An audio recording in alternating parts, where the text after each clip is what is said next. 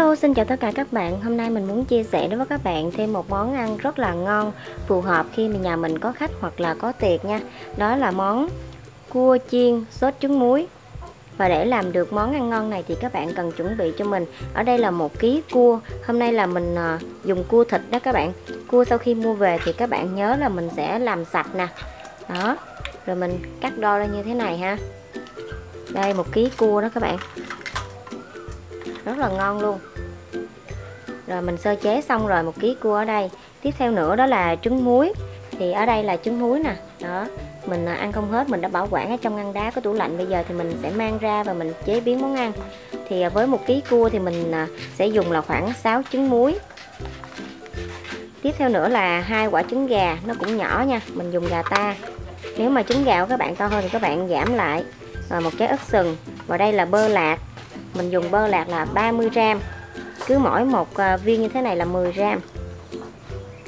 Tiếp theo nữa đó là các gia vị nêm nếm như là đường, nước mắm, hạt nêm, bột ngọt, tiêu. Rồi bây giờ chúng ta sẽ cùng bắt tay vào thực hiện món cua chiên sốt trứng muối này nhé. Rồi mình sẽ cho vào chén là 6 cái trứng muối. Rồi bây giờ mình sẽ mang đi hấp chín nha các bạn.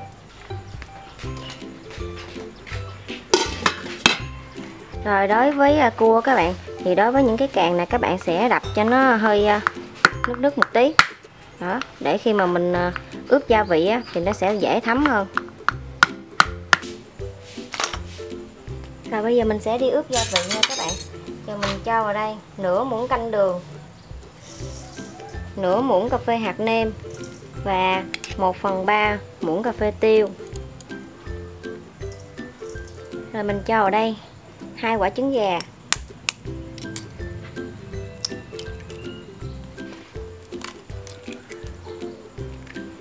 Rồi bây giờ mình sẽ cho vào đây là tinh bột bắp là 50g. Rồi mình đã bọc thực phẩm rồi, bây giờ thì mình sẽ lắc đều.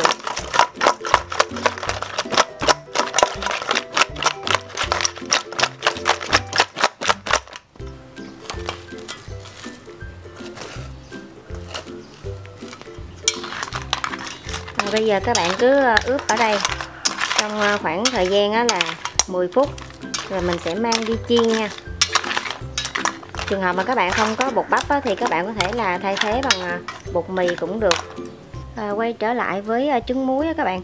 Thì mình mở nắp ra mình kiểm tra nha, xem là trứng muối đã chín chưa. Rồi dùng một cái nĩa nè, mình xăm vào. Đó, mình thấy trứng muối nó đã chín rồi. Rồi giờ mình sẽ cho trứng muối vào trong một cái rây để mình tán nhuyễn nha. Rồi mình lượt qua rây thế này á, thì trứng muối nó sẽ rất là mịn.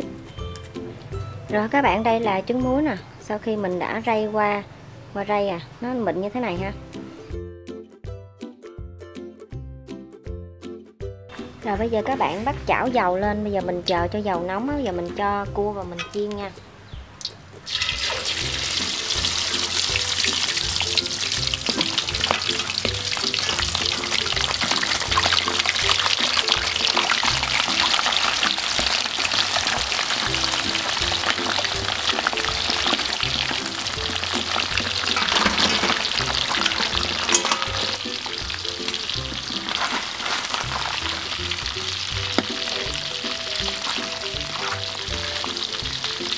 Rồi mình sẽ chiên cua trong khoảng thời gian là 15 phút nha các bạn. Đó, bây giờ nó chuyển sang cái màu đỏ thế này Đó là cua đã chín rồi đó. Chín và giòn rồi. Giờ mình gấp ra nha. Nếu nào mà nó chưa có chín thì mình tiếp tục mình chiên. Rồi bây giờ các bạn sẽ trút hết dầu ở trong chảo ra. Bây giờ các bạn sẽ cho bơ lạc vào.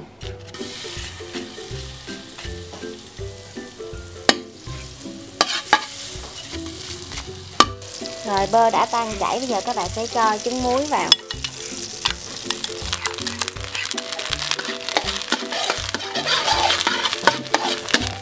Nhớ là để lửa nhỏ thôi nha các bạn.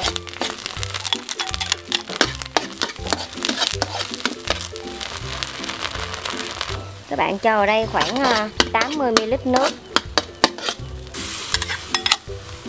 Rồi bây giờ mình nêm nếm gia vị nha. Cho vào đây 1 muỗng canh đường. Rồi nửa muỗng canh hạt nêm. Và 1 muỗng canh nước mắm.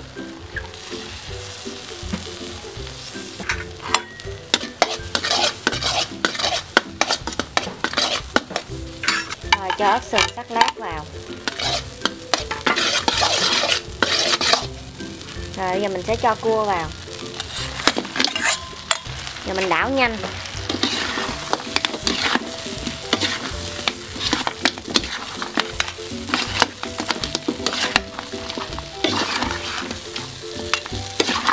Rồi mình nhắc khỏi bếp được rồi ha các bạn. Nó đã áo đều một lớp trứng muối rồi.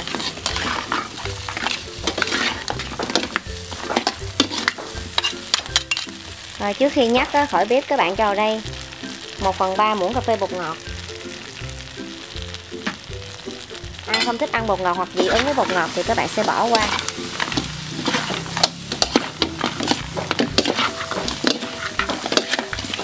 Rất là thơm luôn.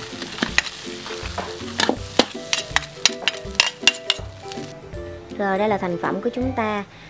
Như chúng ta cũng biết thì có rất là nhiều cách để mà mình làm món cua sốt trứng muối, cũng như là công thức làm sốt trứng muối khác nhau.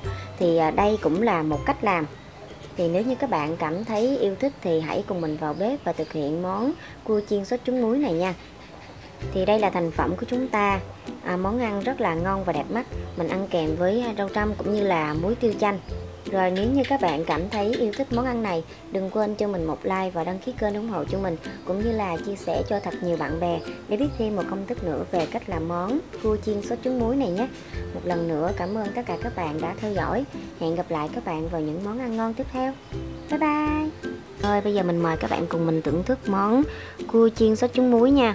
Thành phẩm của món này là cua thì nó giòn nhưng mà nó vẫn giữ được cái hương vị đặc trưng của cua, và đặc biệt đó là thịt cua nó vẫn ngọt dai và nó không có bị mất đi do là mình đã áo qua với bột đó. Và ở bên ngoài thì áo thêm một lớp trứng muối cũng như là các gia vị nó hòa quyện vào, nó thấm đều vào trong cua rất là ngon nha. Rồi mình mời các bạn ha.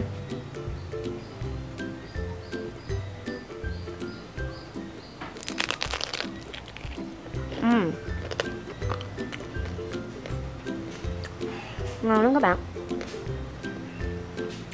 Thơm, cái mùi trứng muối rất là thơm. Gia vị rất là vừa. Đặc biệt đó là cua nó giòn rụm luôn. Đó, thịt cua nè, không hề bị khô nha. Rất ngon.